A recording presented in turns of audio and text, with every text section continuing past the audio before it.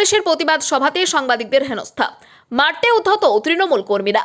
SIR এর প্রতিবাদে তৃণমূল কংগ্রেসের তরফে পূর্বস্থলী স্টেশন সংলগ্ন মাঠে পূর্বস্থলী উত্তরের বিধায়ক তপন চট্টোপাধ্যায়ের উদ্যোগে প্রতিবাদ সভার আয়োজন করা হয়েছিল এদিন শনিবার বিকেলে।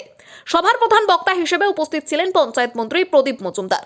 বিকেলের দিকে মাঠ ভর্তি থাকলেও প্রদীপ মজুমদারের বক্তব্যের সময় হঠাৎই আস্তে আস্তে মাঠ ফাঁকা হতে থাকে।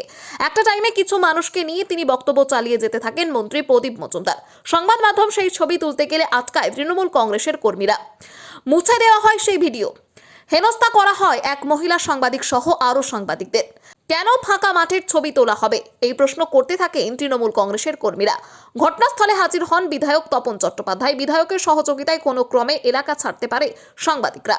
সত্য খবর পরিবেশনে কেন ভয় এত তৃণমূল কর্মীদের, প্রশ্ন তুলছে জনতা। সৈয়দ জাফরের রিপোর্ট, সুন্দর বাংলা নিউজ।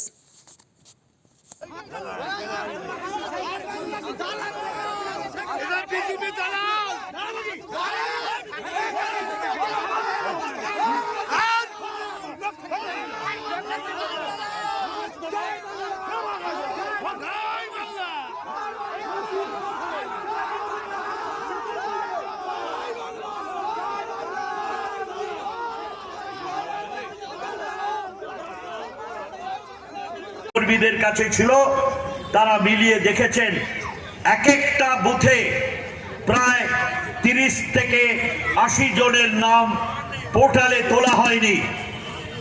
2025 সালের যে পোর্টালে 2002 এর তালিকা বলে তোলা হয়েছে, তাতে 2002 এর তালিকায় থাকা সত্ত্বেও এরকম হাজার হাজার লক্ষ লক্ষ নাম বাদ দেওয়া হয়েছে।